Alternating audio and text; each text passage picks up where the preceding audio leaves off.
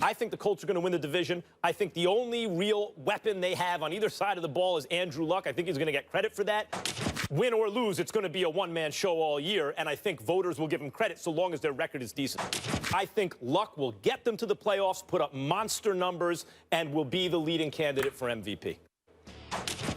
Max in black and white. He had Andrew Luck as his MVP before the season, but the Colts dropped to 1-3 after losing to the previously winless Jaguars in London on Sunday. Luck led Indianapolis on 3 fourth-quarter touchdown drives, but wasn't able to complete the comeback. He finished with 234 yards, 2 TDs, an interception, and was sacked 6 times in the loss. Max, does Luck still have your MVP vote? If the MVP was given out today, it would go to Matt Ryan based on what's happened so far. If you want me to make a prediction, I'm not going to back off Luck yet.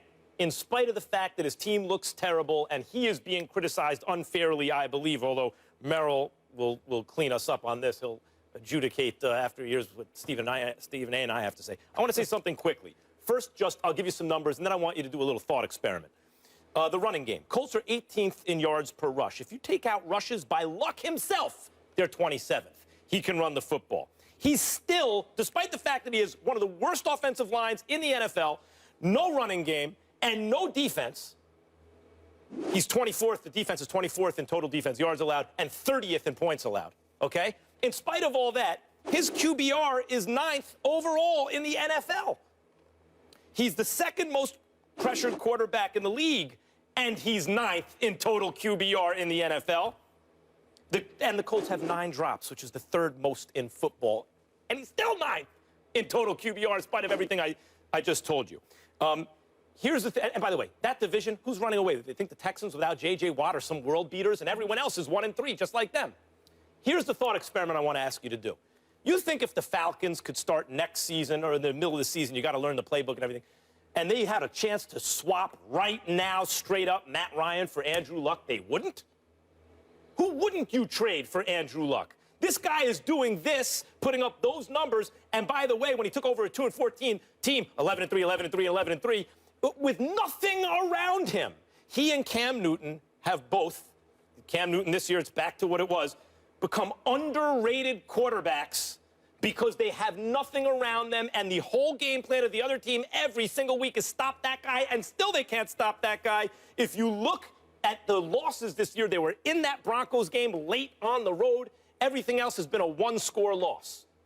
Yes, I think Andrew Luck can still win the MVP this year if the Colts make the playoffs. I think you're smoking something. And the reason why I think you're smoking something is because you're not thinking about 2 key things going on here. Number one, like you pointed out, but you didn't delve into it deeply enough, all the deficiencies that are around Andrew Luck, whether it's an offensive line, whether it's the lack of a running game, whether it's a defense that's highly suspect, whether it's Pagano and Grigson and their relationship and their ability to come together. And when are we going to talk about Grigson? Because I do understand that Pagano's the head coach, and he has to take some hits, particularly with a defensive background, with there being so many questions about their defense, particularly the first couple of weeks of this season. But then we have to think about Grigson, and we have to think about Irsay. Irsay is the guy that decided not to get rid of either of them, to bring them back together, to have this whole big celebration as if that, you know what, we won the Super Bowl championship, and now we're not going to sabotage. We're going to keep everybody. We're going to keep these guys together, okay? What has Grigson done? There have been, you gave up a first-round pick to acquire Trent Richardson. Let's not forget that, okay? That wasn't the only mistake that he's made. He's made others in free agency. He's made others with the draft. He finally went the right route in drafting Kelly to improve your offensive line.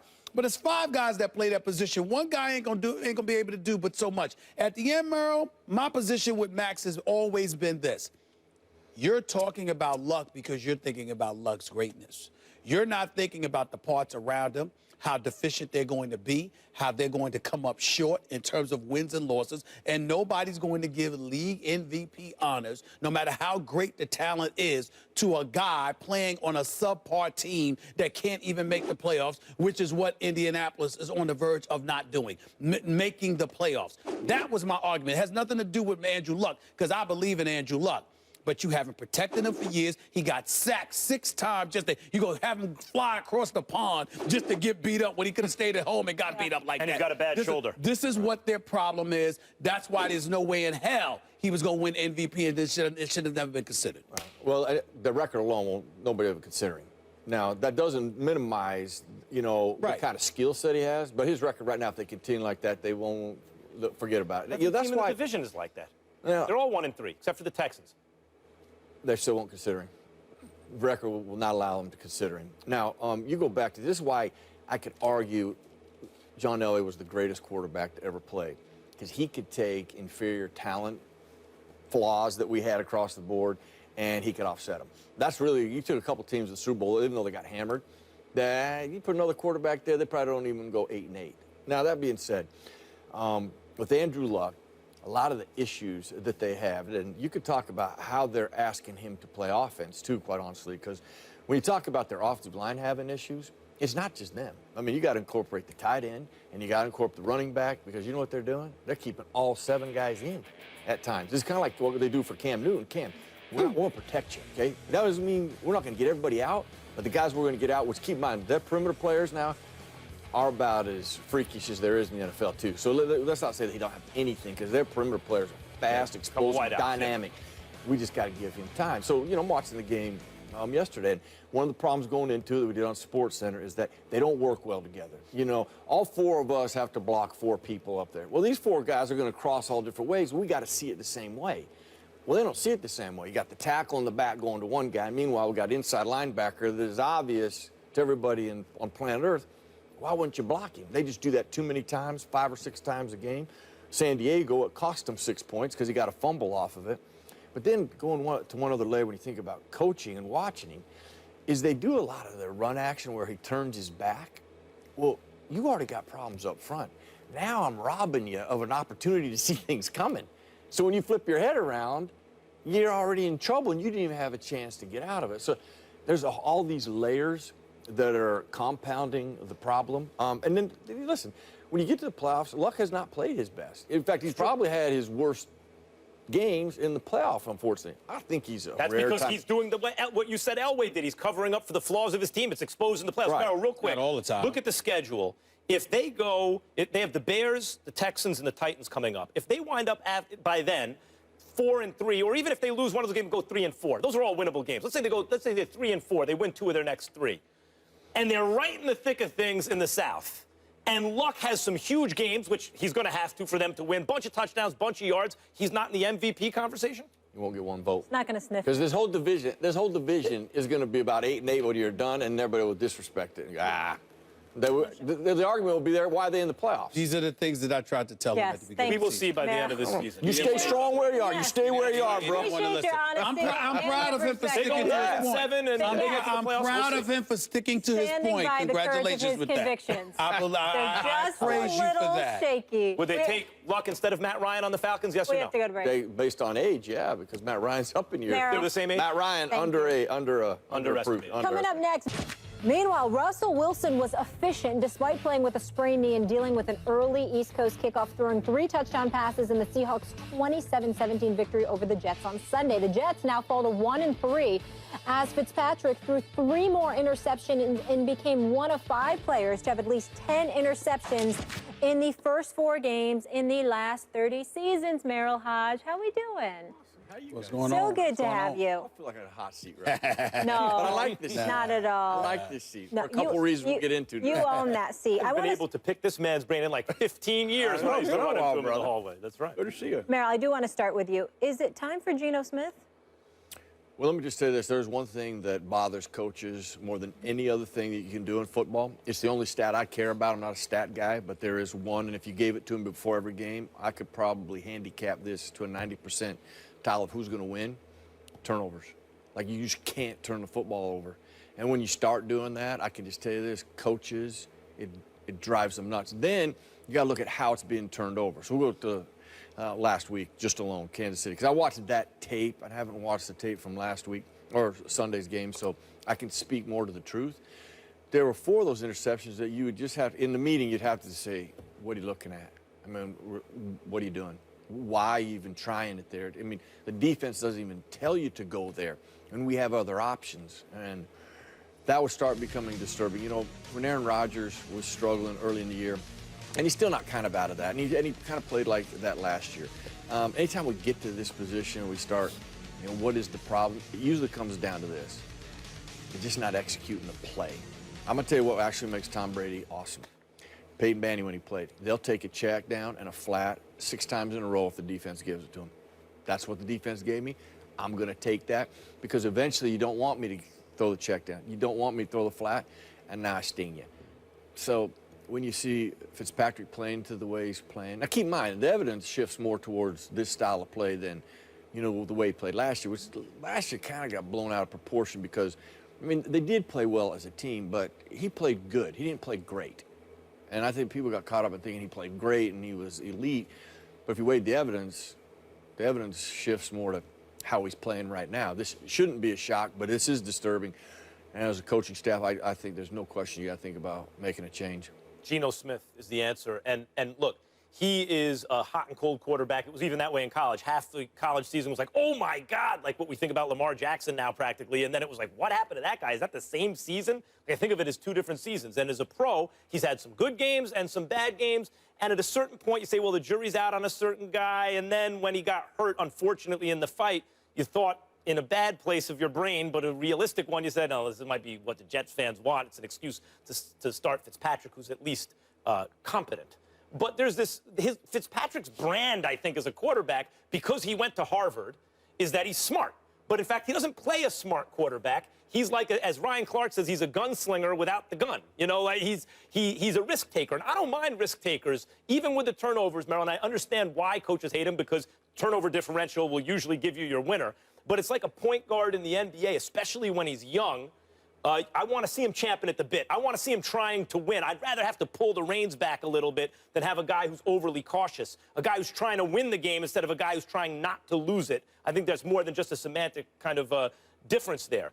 But Fitzpatrick has only ever played well in his 2 walk years in his contract seasons. He hasn't played great. When the chip's on the line last year, they needed to win to go to the playoffs. He had his worst game of the season. And Geno Smith at least has shown you flashes where he has been good at times. And I thought, like, I've seen enough of Geno Smith. He's not going to be good. But I'm not 100% positive. Maybe there's an NFL quarterback in there. You look at Fitzpatrick, 14 picks in his last 7 games. Geno, bad Geno, right? 14 picks in his last 15 games. Played 1 game last year, Week 8 in Oakland, 265 yards, 2 touchdowns, and interception. I mean, and that was the only game with Brandon Marshall ever on the Jets with Geno Smith. I think it's absolutely time. I don't think you need to wait anymore. Jets ain't going to win this year anyway with the Patriots in the division. Let's see what Geno's got. I disagree with you. And the reason why I disagree with you is because Geno Smith, Ryan Fitzpatrick, is a product of Geno Smith. The way that they lost faith in Geno Smith was what led to Ryan Fitzpatrick arriving in New York to begin with. Let's also take into account the fact that even though he has been god-awful the last 2 weeks, 9 interceptions, all right, in 2 weeks, that is just abysmal. Let's just call it what it is. He's just got 4 touchdowns with 10 interceptions. He's got a rating of 57, a QBR of 56. He's only completing 55% of his passes. That's just pathetic. I mean, it's just pathetic. We get all of that. The flip side to it is that let's not let the Jets secondary off the hook. Let's not forget that Darrelle Revis, Buster Screen, okay, Gilchrist, and prior to these boys, they ain't getting it done. They're not getting it done. And you got the Jets applied pressure to Russell Wilson yesterday. He was elusive. He made things happen, but they were breathing down his neck now. The bottom line is you got guys that were getting open. That puts more pressure on the offense to compensate, and that's more difficult. Ryan Fitzpatrick ain't made for that. He's just not made for that. We can't ignore what we're seeing on the other side of the ball for the New York Jets. We also have to remember that Geno Smith, even though I think he's got promise, he's got a chance, rather, to have promise, I think that it would be better if it was somewhere else. New York is so down on Geno that the second he goes out there, his 1 interception is tantamount to the 10 that Ryan Fitzpatrick throws. No one has faith in him in the Big Apple. You know what the last thing he did? No. When he last start he had, Week 17, yes, 2014, was his last start. 1 game. Was his last start. Yep. 358 yards, 20 of 25, 3 touchdowns, no interceptions. I'm just saying, like, when last seen in action, he was good. It's 1 game. But you know what's going to happen the next time he starts? Yeah. No, you don't. He's going to probably That's have the point. right. Maybe. But we do know with Fitzpatrick, Wait, he's that it's 2 good. games, Max. Here's how I look at both. What's kind of interesting, you mentioned Fitzpatrick's best years. Do you know what was the cog to all that? Chan Gailey, the offensive coordinator, who is there now. So what is interesting is what had Chan Gailey is in this meeting deciphering this, because he is seeing the worst of Fitzpatrick right now, where he's been able to manage him out of that. So actually his thought process and his input is probably going to be the difference in this. I would think that he's going to favor Fitzpatrick. I think he stays there because the evidence is clear on both of them. They are what they are. Geno Smith's not going to change. He's been like that throughout his college year, into the NFL. That's who he is. He's never going to change that. He will be just inconsistent. You have to accept that. Fitzpatrick, what I'm saying is, do you have a little hope, to your point, in that Chan Gailey's like, hey, listen, Little hope. I can clean him up. Here's what we got to do. I got to have a heart-to-heart and a man-to-man thing. Yep. We got to start doing this from here on out. Here's our staples, and we're going to build from here. We got to get you back on track. Also, remember, they're not running the ball that effectively. At least they didn't do so yesterday. And I love me some Todd Bowles, but defense is his signature. If you're gonna you can't have problems on the defensive side of the ball. If you're going to lose anyway, at least do it with someone who may have a future. You know what Fitzpatrick is for sure. We don't know 100%. You could argue neither one of them have a future, but let me just tell you this, they did get out-coached. Yeah. Because I'll tell you this Seattle offensive line was as bad as they've been in 2 years, keep in mind, especially on the right side. Right. And you know what they did? They did schematics to get rid of the football quick to neutralize it. Got it. Got out-coached, too. We got to leave it there, guys.